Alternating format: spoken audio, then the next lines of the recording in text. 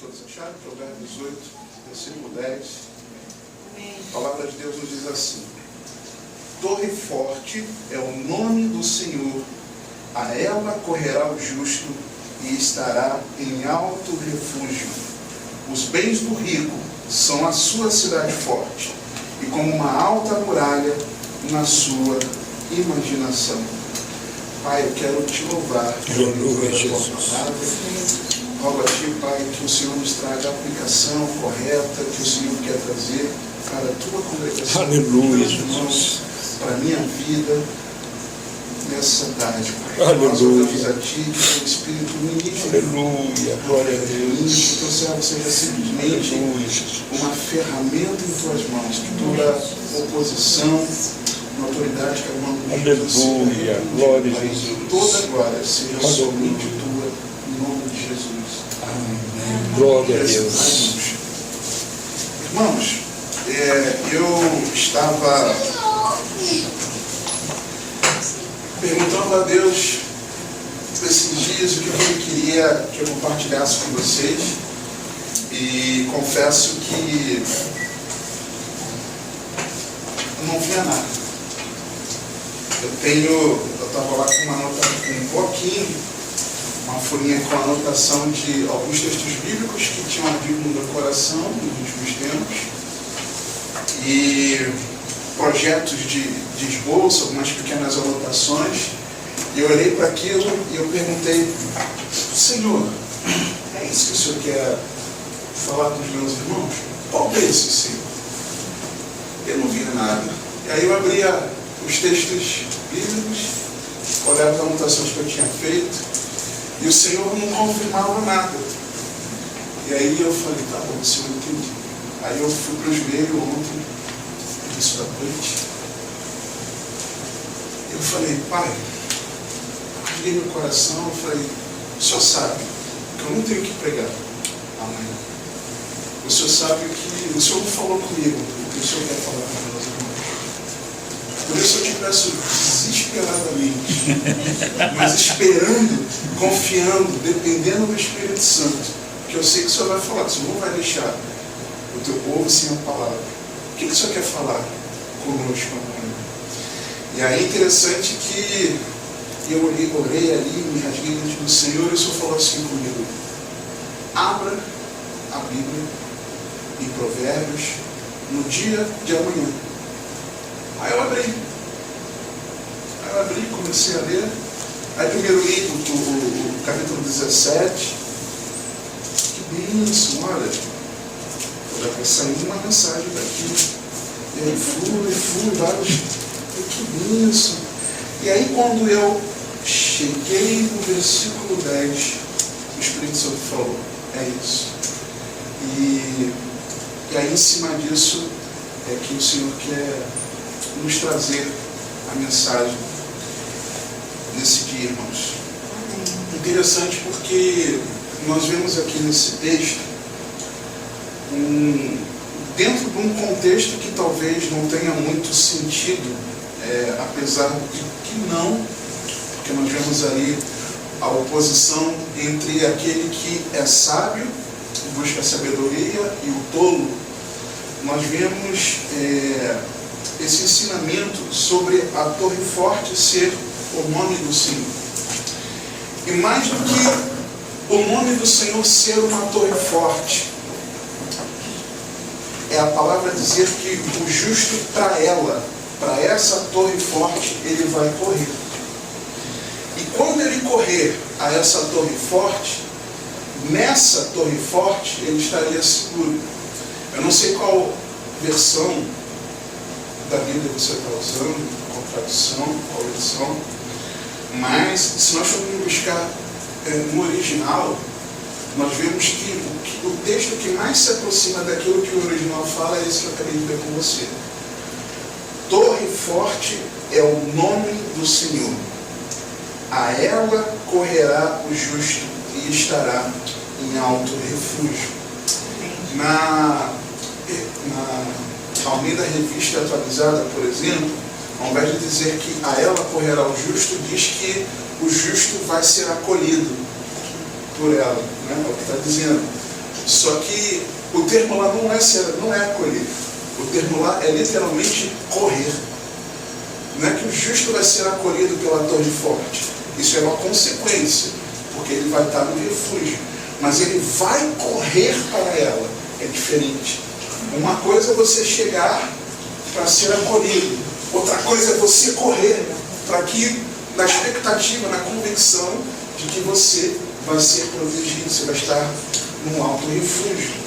E interessante que a oposição entre você correr para a torre forte, que é o nome do Senhor, guarda isso, o versículo seguinte nos fala de que a segurança, de que a proteção, de que a cidade fortificada, a cidade forte, de que a fortaleza dos ricos eram seus bens, a sua riqueza.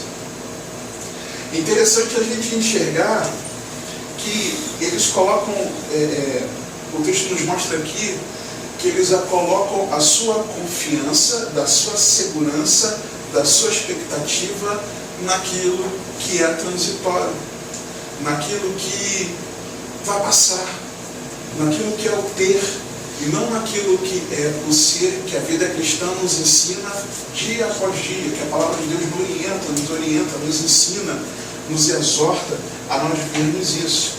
E aí, irmãos, nós conseguimos enxergar que a palavra de Deus traz para nós vários textos bíblicos em que a torre era utilizada.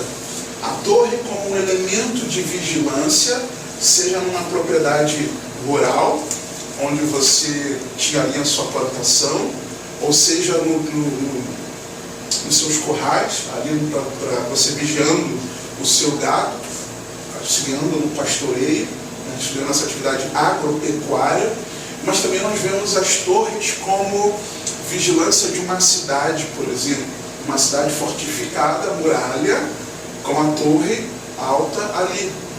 Mas como também nós vemos uma torre também, por exemplo, nas cidades do refúgio, como nós vemos também, por exemplo, que o local do atalaia é exatamente estar posicionado na torre.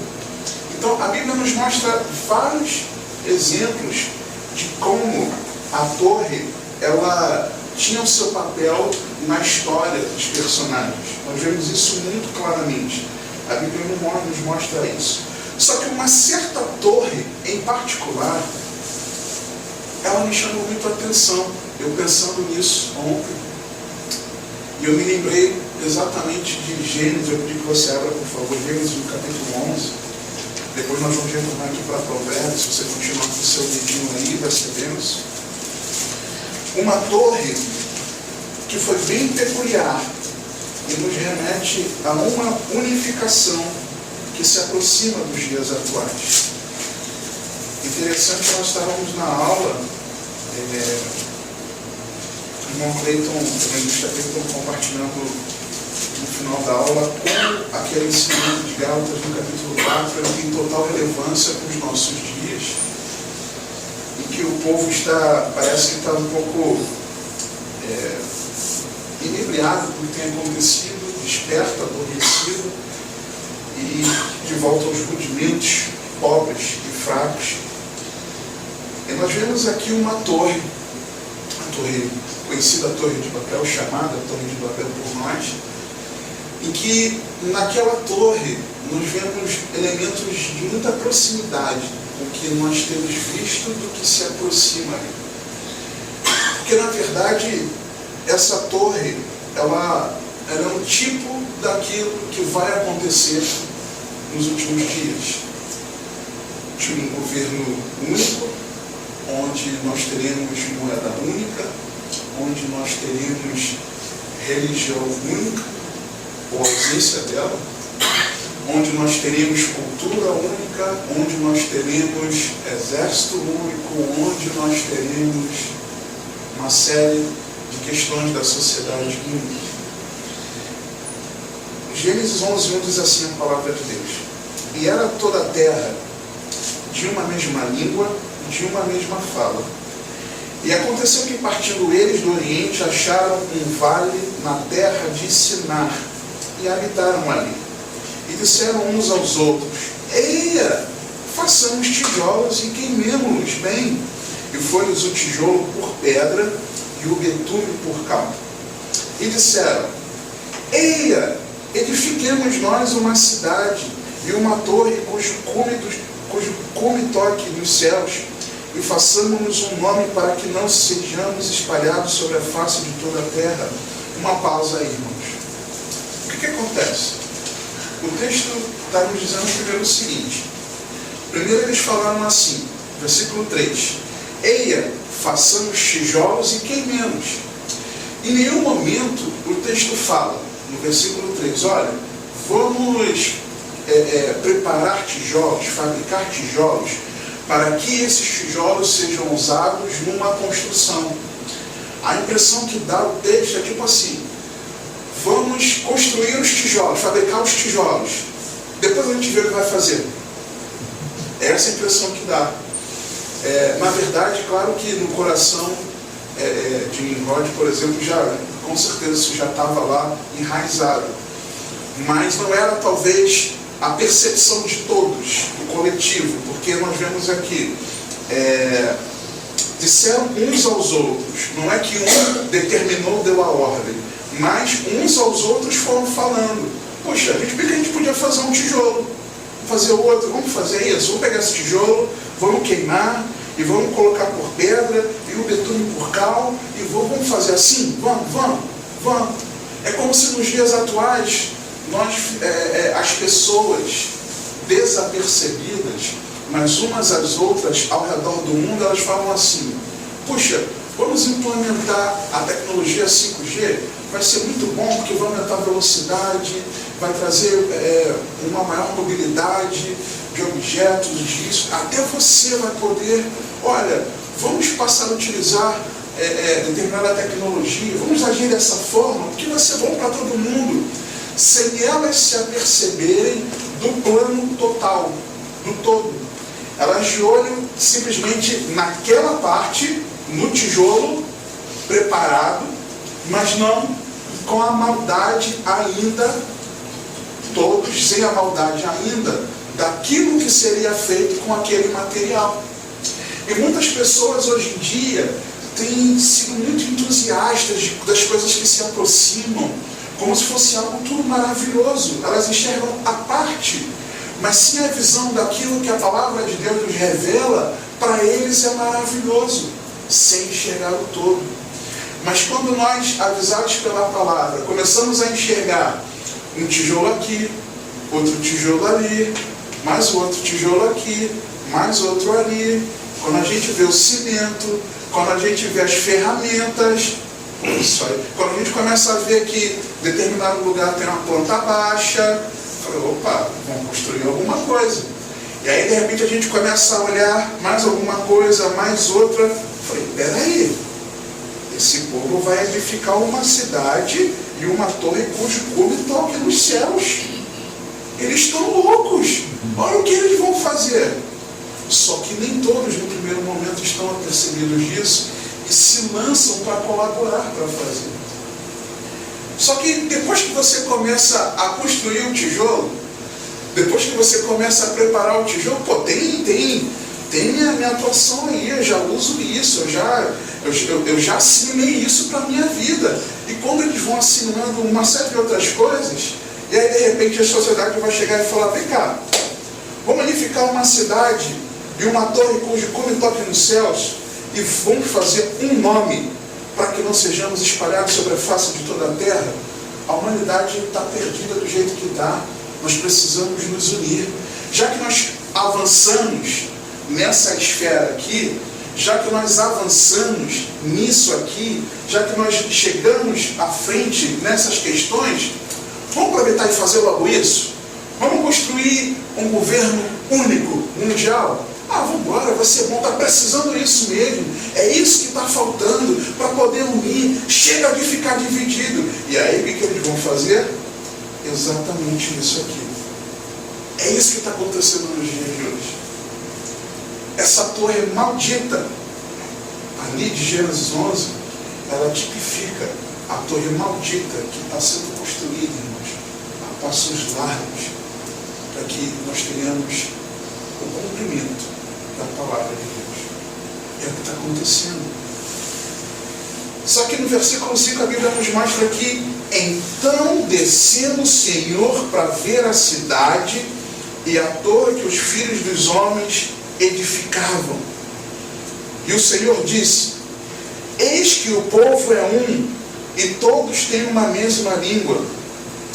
E isto é o que começam a fazer, e agora não haverá restrição para tudo que eles intentarem fazer.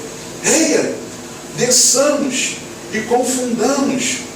Claro que tem vários ensinamentos dentro disso aqui, no plural, mas não é o foco agora. Confundamos ali a sua língua, para que não entenda um a língua do outro. Assim o Senhor os espalhou dali sobre a face de toda a terra, e cessaram de edificar a cidade. A Bíblia em Daniel, nos revela uma estátua, cuja estátua, nos seus pés, misturando ferro com barro, virá uma pedra, não cortada por mãos humanas, que vai despedaçar, vai esmiuçar os pés daquela estátua. Virá pedra descida do céu para frustrar o plano de Satanás de que controle toda a humanidade. A Bíblia nos revela que Jesus Cristo ele virá. A Bíblia nos revela que Jesus Cristo está próximo pelos sinais daquilo que a Bíblia nos mostra, irmãos. E não há prova maior do que isso, do que a apostasia em que a igreja se encontra.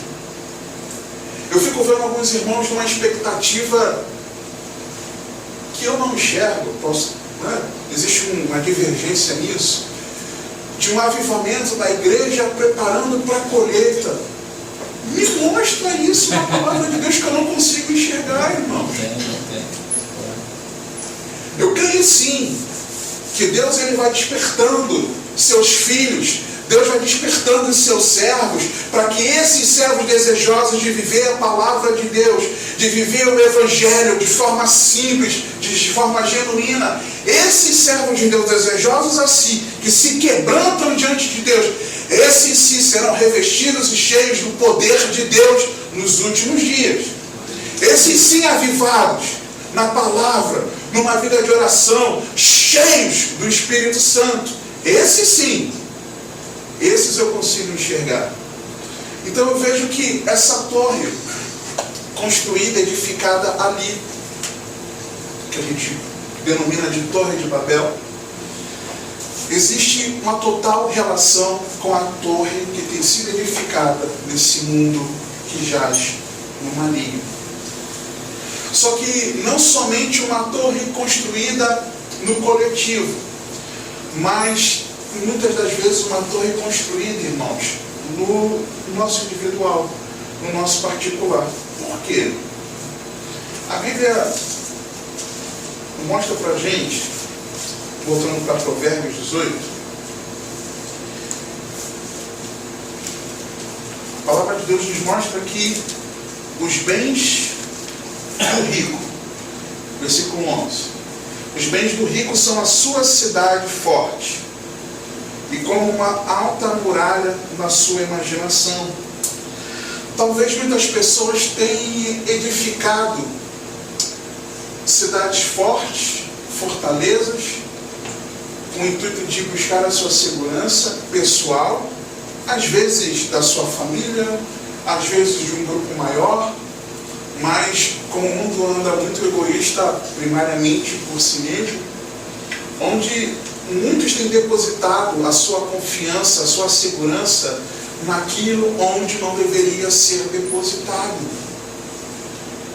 Muitas pessoas depositam a sua confiança em planos que têm para essa vida terrena, em planos que na verdade não é que deveriam sumir, mas de hipótese alguma deveriam ocupar o local de prioridade e nem estarem e também deixarem de estar debaixo da direção de Deus para as nossas vidas. Essa torre, ela tem sido edificada por nós. Esse mesmo versículo na Bíblia, na versão viva, diz assim: Provérbios 18:11. O homem rico pensa que suas riquezas são uma proteção segura e um muro alto, impossível de ser escalado. Há pessoas que pensam o seguinte: olha, se eu fizer isso na minha vida, se eu projetar dessa forma, se eu planejar o colégio dos meus filhos, se eu planejar a faculdade, se eu planejar esse emprego, se eu planejar essa casa, se eu planejar essa formação, esse estudo, essa atitude, se eu planejar dessa forma, eu conseguirei construir, edificar uma alta muralha inalcançável. Ninguém vai conseguir me tirar de lá de cima. E às vezes nós fazemos isso nas nossas atitudes. Às vezes nós vivemos como se nós não compreendêssemos de verdade, e se não crêssemos de verdade, que Jesus está às portas, irmãos. Nós agimos assim, irmãos. Tem vezes que eu acabo agindo assim. Eu me envergonho de algumas atitudes que eu tenho, sabe, totalmente dissociadas daquilo que é a minha compreensão de que Jesus está voltando. Às vezes, quando eu me pego, eu estou planejando coisas fora da vontade de Deus, fora do propósito de Deus.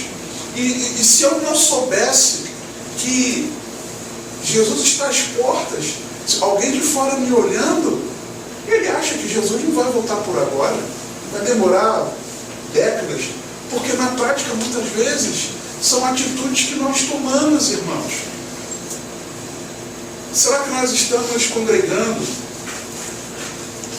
na Igreja Bíblica Cristã, desejando sermos bíblicos e verdadeiros discípulos de Cristo, mas sem desejar ardentemente pela volta do Senhor?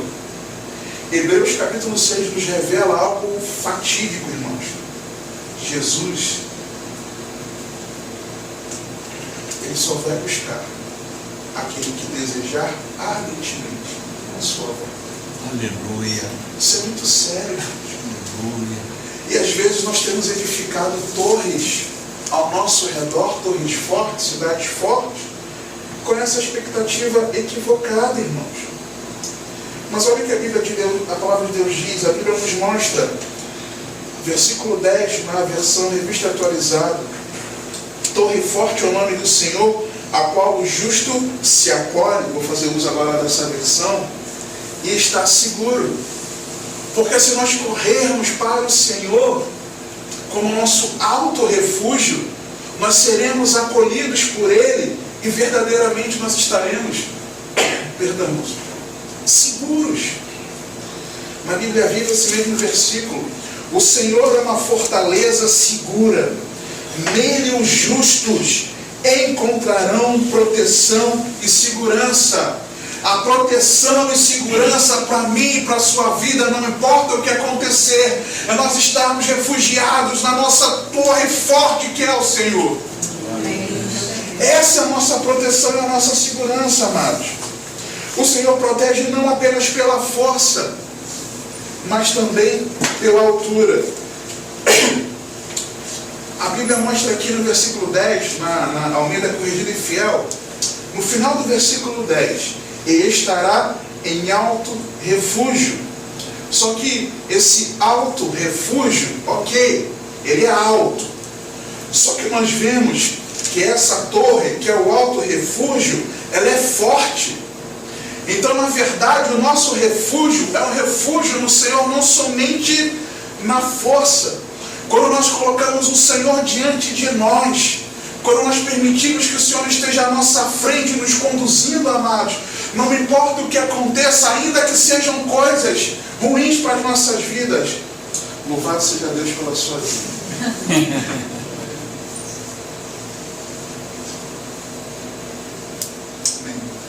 Não importa aquilo que aconteça na nossa vida, ainda que seja ruim, ainda que aos nossos olhos seja terrível, mas se nós tivermos a compreensão de que todas as coisas cooperam para o bem daqueles que são chamados por Deus segundo o seu propósito, irmãos, o Senhor é a fortaleza à nossa frente.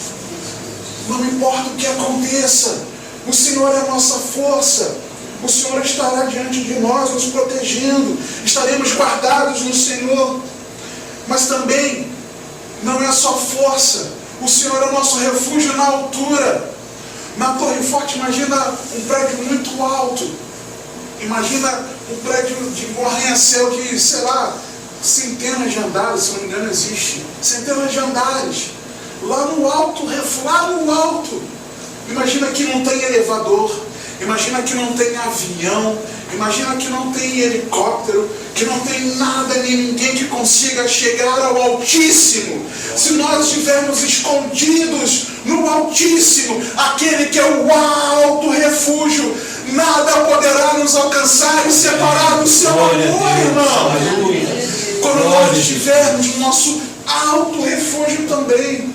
Salmos 18, versículo 1 ao 3, diz assim a palavra de Deus: eu te amarei, ó Senhor, fortaleza minha. O Senhor é o meu rochedo, o meu lugar forte e o meu libertador, o meu lugar forte. Aleluia. O meu Deus, a minha fortaleza em quem confio, o meu escudo, a força da minha salvação e o meu alto refúgio. Aleluia. Invocarei o nome do Senhor, que é digno de louvor, e ficarei livre dos meus inimigos. Aleluia. Confiando em nossa torre forte, precisamos clamar a Ele, pedindo que nos leve à rocha mais alta do que nós, onde ficaremos fora do alcance dos nossos inimigos. Quem são os nossos inimigos, irmãos? A nossa carne, esse mundo que jaz no maligno, e Satanás. Se nós estivermos refugiados no Senhor, nessa torre alta, forte, no Altíssimo, onde ninguém poderá chegar, alcançar, não importa, irmãos, que aquilo que aconteça por nós mesmos, pela vontade da nossa carne, mas se nós subjugarmos a nossa carne à vontade de Deus, se nós andarmos em espírito, nós não andaremos na carne. A palavra de Deus nos revela isso. Se nós desejarmos não amar o mundo não vai conseguir nos alcançar, porque nós não amamos o mundo. 1 João. Se nós estivermos submissos ao Senhor, debaixo da mão de Deus, o que nós vamos fazer? Nós vamos resistir ao diabo. O que ele vai fazer? Ele vai fugir de nós, irmãos. Mas quando eu venço a carne, quando eu venço o mundo, e quando eu venço o diabo, quando eu estou sujeito ao Deus Todo-Poderoso. Glória a Jesus. Glória. Somente assim. Aleluia. Deus bendito. Só que nós, irmãos, isso é uma pesquisa recente, liberada na segunda-feira pelo Datafolha, publicada na Folha de São Paulo, em que existe uma estatística que o IBGE faz regularmente no censo. Em 1991, a população brasileira tinha em sua representação 9% de evangélicos declarados. 9%. Em 2000, esse número representava 15,1%, se eu não me engano. Em 2010, há 10 anos atrás, esse percentual era de 22,2%, o que representava 42 milhões de brasileiros. Existiu essa pesquisa que não é do IBGE, não é o censo, mas uma pesquisa feita pelo Datafolha, que não dá para confiar muito, mas outros pesquisadores, inclusive do IBGE, já apontavam esse crescimento. Existem profissionais do IBGE, por exemplo, que apontam que em 2018, eles falavam que entre 10 e 15 anos, então daria 2028, 2033, nós teremos aí, em menos de 15 anos, uma maioria de população brasileira declarada evangélica. E saiu essa pesquisa do Datafolha apontando que hoje os evangélicos representariam 31% da população brasileira. Não é dado oficial do IBGE, mas uma pesquisa Datafolha. Então, de 22,2% para 31%. Considerando a nossa população de 210 milhões estimada de brasileiros, isso corresponderia a cerca de 60 e poucos milhões de brasileiros. Olha para o nosso país, olha para o nosso estado, onde tem um grande número, um grande percentual, um dos maiores percentuais por estado de declarados evangélicos. Nós temos feito a diferença na nossa sociedade, irmãos, como igreja? Não. Por quê? Porque nós, eu falo nós, tomando como base Daniel, capítulo 9, onde Daniel confessava o pecado do povo, mas considerando o pecado do povo como sendo dele mesmo. Nós não temos feito a diferença, porque nós, como igreja de forma geral, esses milhões e milhões de evangélicos não são cristãos, irmãos. Simples. É por isso. Porque não andam debaixo da palavra de Deus. Porque ou não receberam o evangelho, e não, por isso não creram, que não foi pregado o evangelho para eles. Foi pregado uma outra palavra. Então não creram no evangelho. Não se converteram. Não ouviram falar de que a missão de Jesus, às vezes nós estamos no evangelismo na rua, de porta em porta, às vezes abordando as pessoas na rua, às vezes a gente pergunta assim, vem cá, a pessoa se identifica como cristã. Eu sou irmão também, alguns nem querem nem te ouvir. Né? Mas os que querem ouvir, não, fala aí tudo, quero ouvir a palavra de Deus, a gente pergunta, amado, para você, essa orientação que nós temos do evangelista Júlio, que é o responsável pelo evangelismo estratégico, de a gente evangelizar os crentes. É a realidade. E aí, meu amado, para você, o que Jesus fez de mais importante na sua vida? Irmãos, a maioria não responde que Jesus veio salvá-los. A maioria, isso é muito triste. E nós vimos que precisamos ali, de verdade, anunciar o Evangelho para aquele irmão. Isso é muito sério, irmãos. Então, se nós não vivemos a palavra de Deus, não guardamos a palavra de Deus, se nós não nos sujeitamos aos ensinamentos de Cristo, para alguns Cristo não é nem Salvador, para eles não é muito importante isso, não é a prioridade. Para aquele que até é prioridade, mas não tem Jesus como Senhor. Por quê? Porque o Senhor manda, o servo obedece. Então não guarda os mandamentos, não obedece a palavra de Deus. Então se não obedece a palavra de Deus, se sujeita a Deus? Não. Se não se sujeita a Deus, vai vencer a carne e andar no Espírito? Não. Vai vencer o mundo? Não. Vai começar a amar o mundo. Vai começar a gostar do mundo. Vai começar a se parecer com o mundo. Vai vencer a Satanás? Não. Porque não se sujeita a Deus, como é que vai resistir ao diabo? Não tem como. E vai sucumbir. E vai sucumbir, irmãos. Isso é terrível. Nós vemos Salmo 61, a partir do versículo 1, a Bíblia diz assim: ouve, ó Deus, o meu clamor, atende a minha oração. Desde o fim da terra clamarei a ti. Quando o meu coração estiver desmaiado, leva-me para a rocha que é mais alta do que eu, pois tem sido um refúgio para mim e uma torre forte contra o inimigo. Estar refugiado na torre forte te ajuda contra o inimigo, a carne, o mundo e Satanás. Habitarei no teu tabernáculo para sempre. Por quê? O foco é a eternidade, para sempre. Esse é o foco. Estarei contigo para sempre.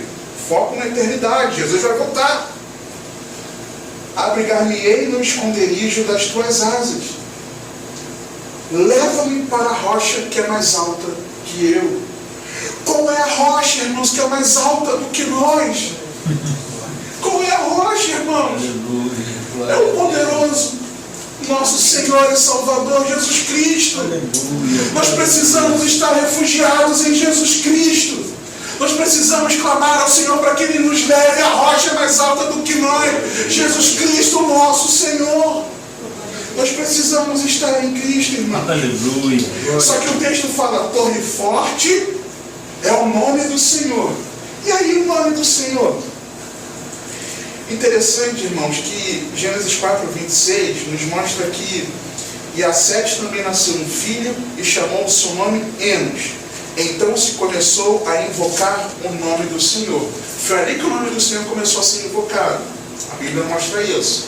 Só que nós encontramos diferentes nomes e títulos para Deus em todo o Antigo Testamento.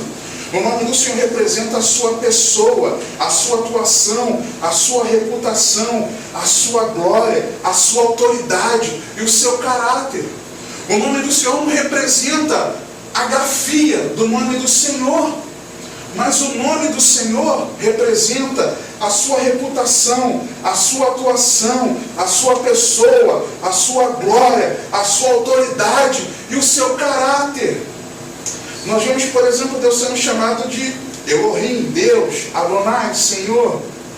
E aqui os irmãos, alguns ficam arrumando muita confusão, mas o Yahvé, ou o tetagrama, que representa o nome próprio de Deus. Só que mais do que escolhe para alguns Jeová, para outros Javé, para outros Javé, para outros Jau. Né? Respeito, irmãos. Só que mais do que esclarecer ou interpretar minuciosamente, satisfazendo na precisão de etimologia da palavra e exegese, a interpretação, conhecer estes nomes nos possibilita conhecer os atributos e o próprio ser de Deus. Aleluia. Quando a Bíblia fala que torre forte é o nome do Senhor, não é torre forte, é a grafia Yahvé, Jeová, Yahvé, não é isso, mas é o próprio ser de Deus, é a natureza de Deus. Torre forte é nós conhecermos o nosso Deus, é ter relacionamento com Deus. Aleluia. É isso que nós estamos na nossa torre forte, irmãos. E aí,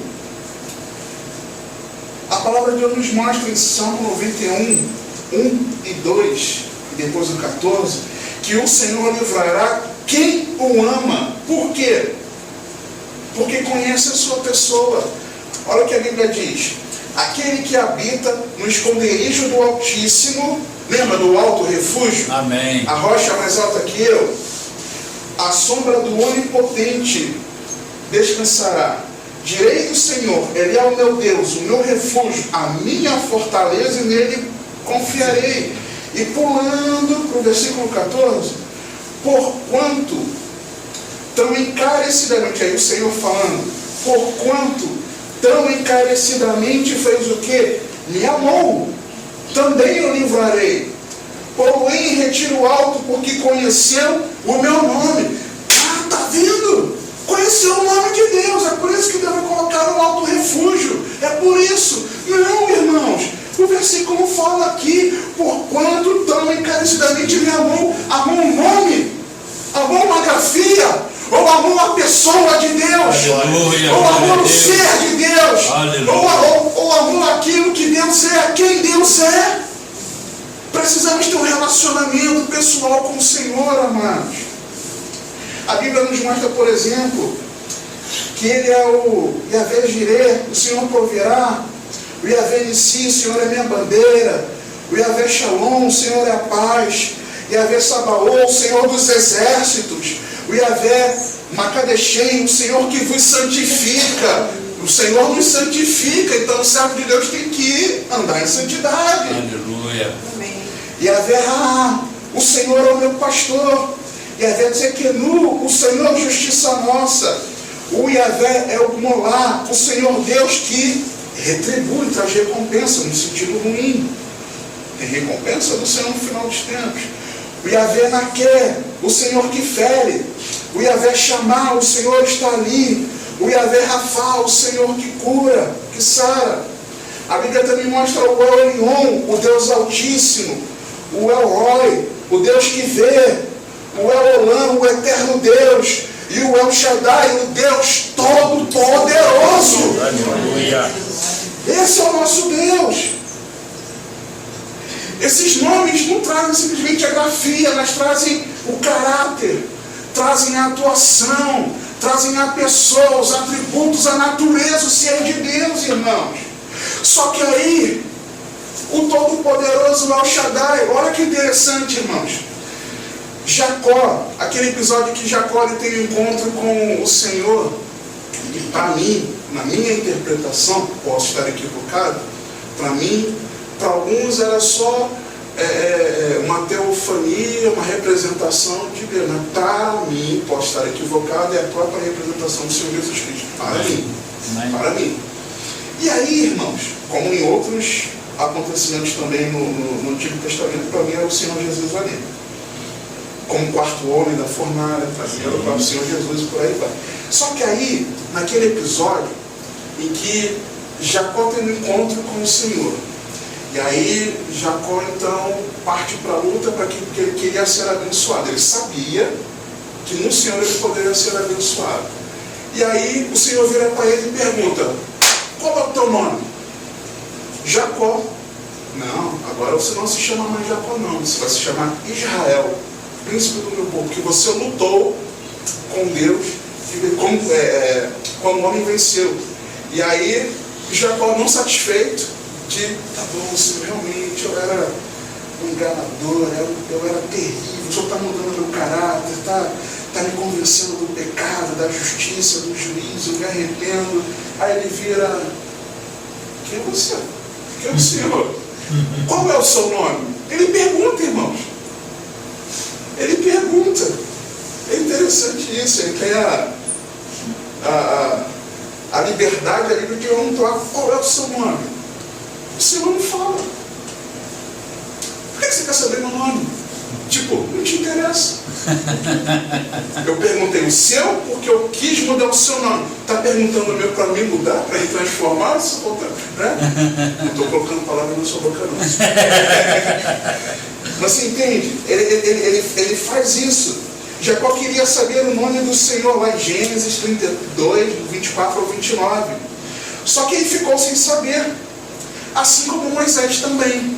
Moisés, em um dado momento, Êxodo 3, 13 a 15, quando o Senhor o chama da sarça ardente, o Senhor, ali na sarça ardente, chama Moisés ele fala: mas vem cá, quem é que eu vou dizer que é o Senhor? Qual o seu nome? Quem tu és? Moisés também ficou meio que a ver navios. Abraão, Isaque e Jacó não conheceram muito bem o nome do Senhor. Êxodo 6, 2 a 3, a Bíblia diz assim: falou mais Deus a Moisés e disse: eu sou o Senhor, e eu apareci a Abraão, a Isaque e a Jacó como o Deus Todo-Poderoso, mas pelo meu nome, o Senhor, não lhes fui perfeitamente conhecido. Interessante. Depois, o Senhor fala para Moisés: Moisés, olha, eu não revelei o meu nome para Abraão, para Isaque e para Jacó. Para eles eu disse que eu era o Todo-Poderoso, me apresentei a eles como Todo-Poderoso, e eles creram em mim, e eles confiaram em mim. Só que aí, irmãos, Apocalipse 1, versículo 8, assim diz o Senhor Jesus Cristo: eu sou o Alfa e o Ômega, o princípio e o fim, diz o Senhor, que é, e que era, e que há de vir, o Todo-Poderoso. Aleluia, glória a Deus. Mateus 28, 18. E chegando-se Jesus falou-lhes, dizendo: é-me dado todo o poder, no céu e na terra. Porque Ele é o Todo-Poderoso. Ele tem todo o poder. Se Jesus é o Todo-Poderoso, que tem todo o poder, logo podemos correr para a torre forte, que é o nome de Jesus. Nós devemos correr para Cristo. Eu consigo enxergar aqui, irmãos, Provérbios 18, 10. Torre forte é o nome do Senhor, a Ele correrá o justo. Torre forte é o poderoso nome de Jesus. A Ele todo servo de Deus deve correr. A Ele toda criatura deve buscar, porque Ele tem nome sobre todo nome. Glória a Jesus, o poderoso nome aleluia. de Jesus. Bendito seja teu nome, Senhor. É o que eu consigo enxergar aqui, irmãos. A palavra de Deus. nos diz que Jesus é o Santo de Israel, o Messias, o Filho de Davi, o leão da tribo de Judá, a videira verdadeira, o Verbo encarnado, a rocha, Senhor dos senhores, Rei dos reis, Rei das nações, Rei da glória, o pão da vida, ressurreição e vida, o caminho, a verdade e a vida, a estrela da manhã, o sol da justiça, o brilhante estrela da manhã, o sol da justiça, a luz dos homens, a luz do mundo, o bom mestre, o bom pastor, o sumo pastor, a pedra viva, o cabeça da igreja, o alfa e o ômega, ao princípio e o fim, o Filho do Altíssimo, o Filho do Deus vivo, a imagem do Deus invisível, o Emanuel Deus conosco, maravilhoso conselheiro, Deus forte, Pai da eternidade, príncipe da paz, advogado junto do Pai, mas também o justo juiz naquele grande dia, o Cordeiro de Deus, o libertador, a porta, autor da nossa fé, autor da nossa salvação, o nosso Salvador, que nós corramos para o poderoso nome de Jesus. Louvado seja teu nome, Filipenses 2:5. De sorte que haja em vós o mesmo sentimento que houve também em Cristo Jesus, que sendo em forma de Deus, não teve por usurpação ser igual a Deus, mas esvaziou-se a si mesmo, tomando a forma de servo, fazendo-se semelhante aos homens, e achado na forma de homem, humilhou-se a si mesmo, sendo obediente até a morte, e morte de cruz. Por isso também Deus o exaltou soberanamente e lhe deu um nome que é sobre todo nome, para que ao nome de Jesus se dobre todos os joelhos que estão no céu e na terra e debaixo da terra, e toda língua confesse que Jesus Cristo é o Senhor, para a glória de Deus. Aleluia, aleluia. E em nenhum outro, Atos capítulo 4:12, e em nenhum outro a salvação, porque tem debaixo do céu nenhum outro nome há dado entre os homens, pelo qual devamos ser salvos. A nossa salvação está em Jesus Cristo. Glória a Jesus. Ele é a nossa torre forte. Nós precisamos correr para Jesus. Eu não sei como é que está a tua vida, mas você precisa correr para os braços de Jesus. Eu preciso correr para os braços de Jesus. Lembra da torre forte, da cidade fortificada de Gênesis 11, de Babel, a torre de Babel, tipificando o que vai acontecer aí, irmãos. O nosso refúgio, a nossa torre forte, em oposição a essa cidade fortificada que tem sido edificada, é nós estarmos refugiados no Senhor Jesus Cristo, igreja. Aleluia. Refugiados no Senhor. Aleluia. O Senhor é a nossa torre forte. Jesus Cristo é a nossa torre forte, amados. Nós precisamos compreender isso. Só que existem algumas coisas interessantes, amados. Mas como se refugiar na torre forte? Eu já estou encerrando. Como se refugiar na torre forte? Esse versículo 10 ele fala: a torre forte é o nome do Senhor, a ela correrá o justo. Tem que existir uma atitude proativa, minha e sua, em direção ao Senhor Jesus. Não adianta a palavra ser pregada aqui, ou o estudo bíblico ser ensinado, e a orientação ser dada segundo a palavra de Deus, e você rejeitar aquilo, como se não fosse a palavra de Deus, como se não fosse o próprio Senhor falando. É verdade, Jesus. Às vezes nós repelimos o Senhor através das pregações, dos estudos, das orientações dos nossos pastores. Por quê, irmãos? Nós não estamos nos refugiando no Senhor, pelo contrário. Ao invés de nós termos uma disposição de ir ao Senhor, nós estamos indo no sentido oposto aonde o Senhor está. E o Senhor está onde? Senão na sua palavra, irmãos. Onde? Senão nos seus ensinamentos. Onde não? A Bíblia nos mostra que se nós nos atentarmos para Ele, nós poderemos encontrar vida, irmãos. Vida, a vida está aqui, está nesse livro, está nessas palavras. O ensinamento do Senhor para mim e para a tua vida, que vão nos nortear como se refugiar na torre. A Bíblia diz em Provérbios 18, 10, parte B: a ela correrá o justo, estará em alto refúgio. E aí, irmãos, eu deixei de propósito um texto para agora, que nós vemos o Senhor revelando o seu nome para Moisés. Moisés tinha passado por uma situação muito difícil por conta do povo, o episódio lá do bezerro de ouro.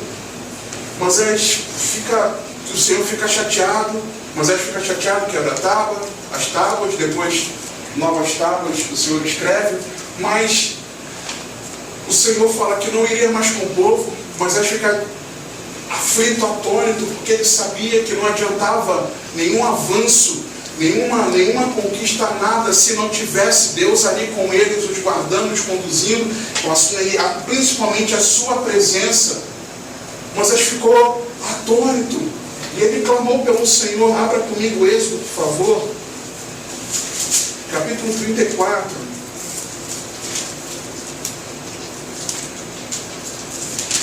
Eu confesso que eu ia olhar o tempo, mas nem olhei.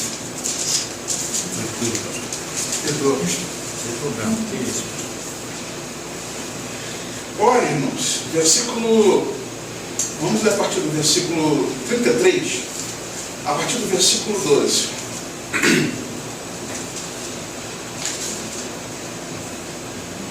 E é interessante que no versículo anterior, a Bíblia fala que falava o Senhor a Moisés face a face, como qualquer fala com seu amigo. Ou seja, já tinha intimidade, mas Moisés ainda não tinha visto. Versículo 12, Êxodo 33. E Moisés disse ao Senhor: eis que tu me dizes, faze subir a este povo, porém não me fazes saber a quem hás de enviar comigo. E tu disseste: conheço-te por teu nome, também achaste graça aos meus olhos. Agora, pois tenho achado graça aos teus olhos, rogo-te que me faça saber o teu caminho, e com se conhecer-te-ei, para que ache graça aos teus olhos, e considera que esta nação é o teu povo. Disse, pois, irá a minha presença contigo para te fazer descansar. Moisés estava clamando pela presença de Deus junto do povo, que Deus não iria mais. Ele falou: não vou mais para esse povo. Versículo 14. Disse, pois, 15, perdão. Então lhe disse: se a tua presença não fores conosco, não nos faça subir daqui. Como pode-se saber agora que tenho achado graça aos teus olhos, eu e o teu povo? Acaso não é por andares tu conosco, de modo a sermos separados, eu e o teu povo, de todos os povos que há sobre a face da terra? Ou seja, Senhor, que diferença tem entre nós e os que dizem que não te servem? Exatamente o Senhor. Se o Senhor não estiver conosco, não estiver em nós, que diferença há? Irmãos, sem o Espírito Santo atuando na nossa vida, que diferença nós temos para o mundo? Nenhuma, irmãos. A nossa diferença para eles é a presença do Deus vivo em nós, mediante o seu Espírito. Aleluia. Cristo vive em nós. Essa que tem que ser a diferença. Se Cristo não habitar em nós mediante o seu Espírito, não tem diferença. É isso que nós estávamos falando aqui. 17. Então disse o Senhor a Moisés: farei também isto que tens dito, porquanto achaste graça aos meus olhos e te conheço por nome. O Senhor falando de novo: eu te conheço por nome, eu te conheço por nome. Mas Senhor, qual é o teu nome? Então ele disse: rogo-te que me mostres a tua glória. Porém ele disse: eu farei passar toda a minha bondade por diante de ti. Moisés pediu a glória. Deus falou: eu farei passar por toda a minha bondade por diante de ti e proclamarei o nome do Senhor diante de ti. Agora você vai conhecer o meu nome, Moisés. E terei misericórdia de quem eu tiver misericórdia, e me compadecerei de quem eu me compadecer. E disse mais: não poderás ver a minha face, porquanto homem nenhum verá a minha face e viverá. Disse mais o Senhor. Sabe o que eu me lembrei aqui? Só uma pausa.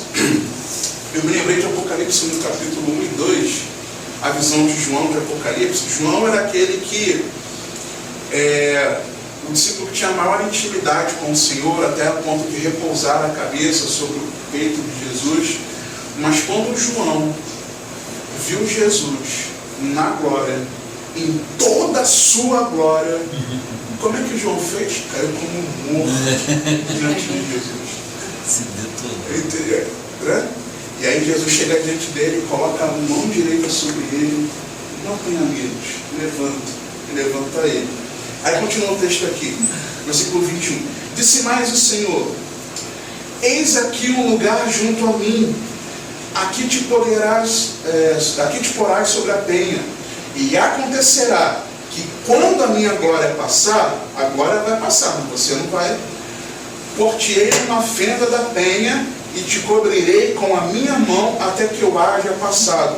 O cuidado de Deus, de não fulminar Moisés, isso é amor, é o carinho de Deus. Você quer ver minha glória? Não pode ver, filho. Se você ver, você vai morrer. Mas eu vou fazer o seguinte, eu vou passar, mas eu vou te proteger para você não morrer. Mas eu vou te dar uma porção a mais para que você... Eu vou me revelar um pouco mais a você do que eu já tenho me revelado. Mais do que estar falando como um amigo face a face, eu vou me revelar um pouquinho mais a você. Por-te-ei uma fenda da penha, e te cobrirei com a minha mão até que eu haja passado. E havendo eu tirado a minha mão, me verás pelas costas, mas a minha face não se verá. Ok, Moisés, combinado? Então, versículo 34. Então disse o Senhor a Moisés: lavra 2 tábuas de pedra como as primeiras. Engraçado, né? O povo desprezou o Senhor. O povo desprezou que Moisés tinha ido lá para receber a instrução de Deus, porque eles já sabiam disso.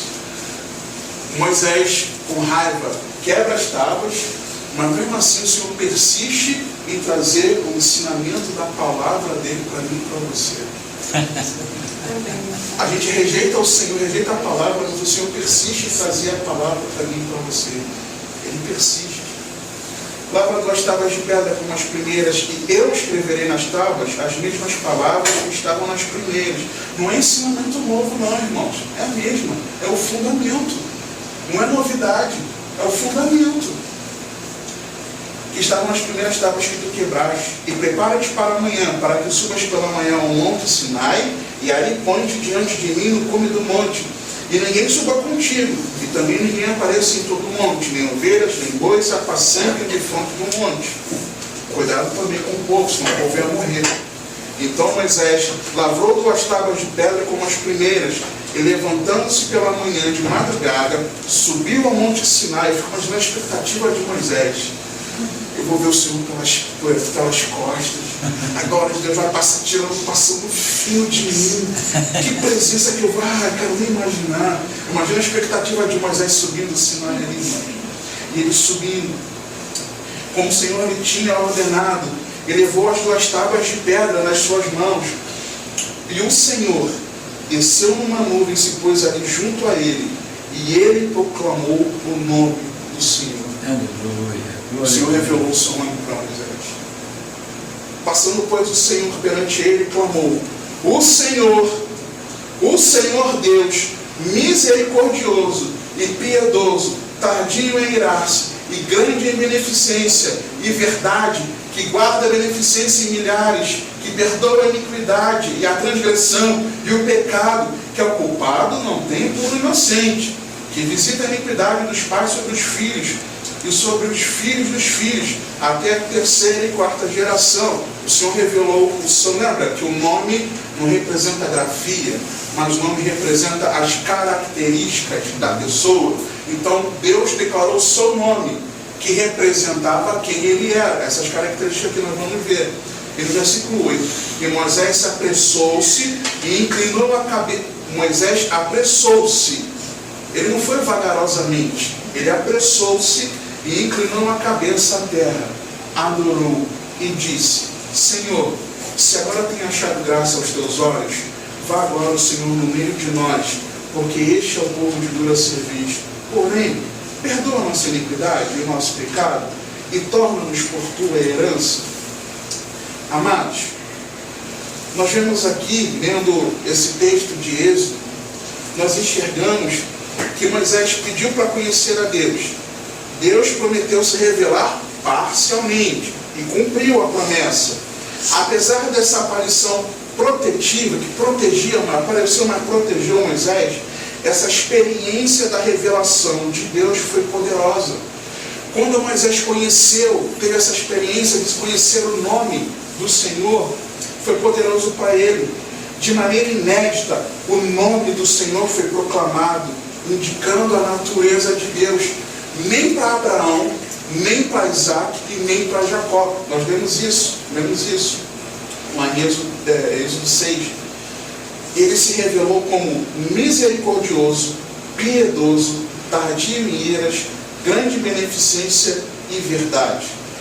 Deus, ele guarda a misericórdia, perdoa a iniquidade, aqueles pecados cometidos, por disposição perversa, a transgressão, rebelião contra Deus e o pecado, errar o alvo. Deus é misericordioso, mas ao culpado não tem por inocente. O nome do Senhor é usado no relacionamento, o tetragrama, Ial, é usado no relacionamento entre o Deus verdadeiro e o seu povo, e ao ser empregado, enfatiza a santidade de Deus, o seu ódio pelo pecado e o seu amor pelos pecadores. Um Deus misericordioso que odeia o pecado, um Deus que perdoa. O desejo de Moisés era ter uma visão direta de Deus, mas a experiência de ver somente as costas de Deus produziu humilhação em Moisés. Nós vimos aqui nos versículos 8 e 9 de Êxodo 34 a prontidão dele. Ele se apressou, ele não procrastinou. Quantas vezes nós viemos para o culto, irmãos, arrastados? Ai, vamos de novo. Tinha tanta coisa para fazer. Puxa, eu não podia chegar só na hora só para o culto, para o final, ou então ficar só no estudo bíblico e ir embora mais cedo. Ou então, puxa, tem que fazer a leitura bíblica. Estou cansado. E a gente vai procrastinando. E falta uma disposição, uma prontidão nossa. Moisés, ele teve prontidão, ele se apressou, irmãos.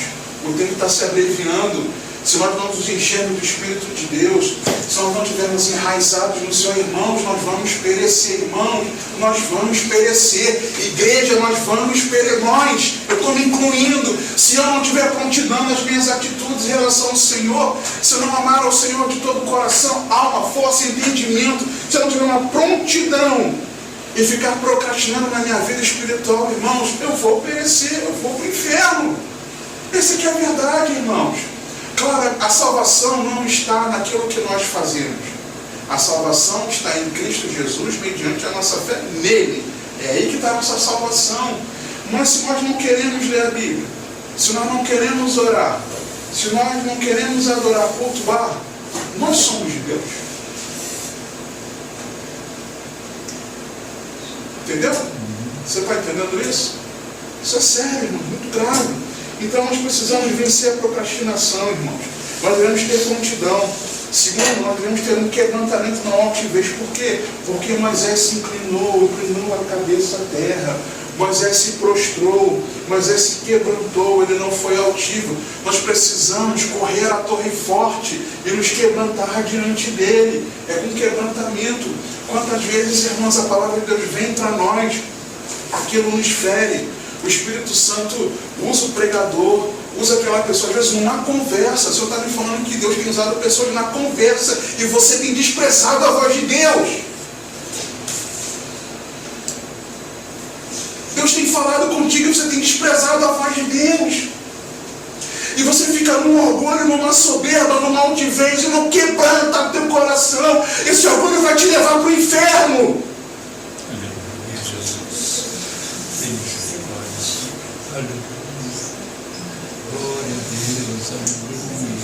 Só com quebrantamento, irmãos. O nosso posicionamento precisa ser de quebrantamento, igreja. Quebrantado diante do Senhor. O Senhor é aquele que habita no alto e sublime trono, mas escolheu também habitar num quebrantado coração. Se nós não somos quebrantados, o Senhor habita em nós, irmãos. O Senhor habita em nós. Terceiro, adoração ao Senhor e não outros no altar. Deus precisa ser prioridade, irmãos. O Senhor precisa estar no centro da nossa vida, irmão. Não pode ser o meu ministério, o meu chamado. Não pode ser minha esposa, minha filha. Não pode ser o meu trabalho. Não pode ser A, B, C, nada. O Senhor precisa estar no centro, irmãos. Moisés, ele não só inclinou a cabeça, mas ele adorou ao Senhor. Ele adorou.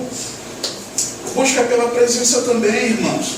E não a autossuficiência, porque ele fala no versículo 9, Senhor, se tem achado graça diante dos teus olhos, vem conosco, Senhor. Eu preciso da tua presença, vem com a gente. Não dá para ir sozinho, irmãos.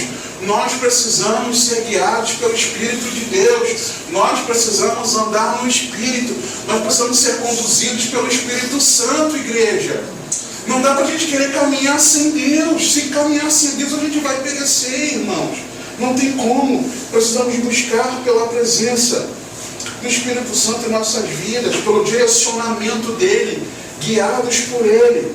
E em último, nós precisamos reconhecer as nossas misérias. Às vezes nós temos uma avaliação incorreta sobre nós, irmãos. Você não é bom. Eu não sou bom. A Bíblia fala isso, ponto final. E às vezes nós achamos porque fazemos alguma coisa, porque estou pregando nesse momento, porque orei, porque li a palavra, porque isso, porque ajudei o próximo. Eu sou bom, eu não sou. Não sou. Eu preciso reconhecer as minhas misérias.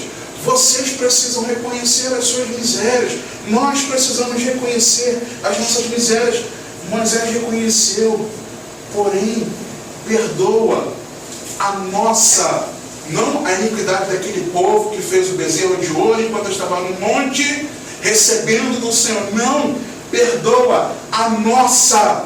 Ele se colocou junto, a nossa iniquidade e o nosso pecado, e toma-nos por tua herança, irmãos. Feche seus olhos, eu quero orar contigo. Pai, em nome de Jesus, louvado e agradecido seja o teu nome para todos sempre, Senhor. Senhor, nós queremos nos refugiar na Torre Forte. A Torre Forte é o nome do Senhor e nós precisamos refugiar em Ti, Pai. Perdoa os nossos pecados, Senhor. Perdoa, Senhor. Perdoa-nos, Senhor. Perdoa-nos, Senhor. Perdoa-nos, Senhor. A Torre de Babel está sendo construída aí fora e nós estamos, Senhor, com os ouvidos e os olhos tapados, Senhor. Tem misericórdia do teu povo, Paizinho. Tem misericórdia de nós, Senhor. Limpa os nossos corações, Senhor. Onde tiver um coração de pedra, esmiuça a penha pelo poder do Espírito Santo, Senhor. Espírito de Deus, eu rogo a te convença do pecado, da justiça e do juízo a cada um. Mostra-nos, Senhor, onde nós temos errado. Espírito de Deus, revela a nós o caminho mau e guia-nos pelo caminho eterno, Senhor. Nós sabemos que só o Senhor é o nosso refúgio. O Senhor é a nossa torre forte. O Senhor é o nosso alto refúgio. No Senhor nós temos fortaleza, força e temos altura, Senhor. Senhor, leva-nos à rocha mais alta que nós. Leva-nos, Senhor, à presença de Jesus. Senhor, nós queremos correr para os braços do Senhor. Nós queremos correr, Senhor, diante de Ti e estarmos debaixo das Tuas asas, Senhor. A Tua palavra nos diz, Senhor, Jesus orou assim, que aquele que o Senhor te entregue nas mãos dele, de forma alguma ele perderia. Senhor, nos esconda na mão de Jesus Cristo. Nos esconda, Senhor, que a nossa vida esteja escondida com Cristo em Ti, Senhor. Que nós estejamos escondidos em Ti, fortaleza nossa. Seja a nossa torre forte, Senhor. Que nós possamos, Senhor, reconhecer, ter prontidão nas nossas atitudes, ó Pai. Que nós tenhamos quebrantamento, que nós Te adoremos, Senhor. Que nós também, Pai, a cada dia das nossas vidas, possamos reconhecer as nossas misérias, Senhor. E reconhecer que nós dependemos de Ti. Senhor, nós não podemos nos salvar, mas nós confiamos totalmente em Ti, Senhor Jesus. Ajuda-nos, Senhor, pelo poder do Teu Espírito. E eu rogo a Ti, Senhor, encha o Teu povo quebrantado, arrependido.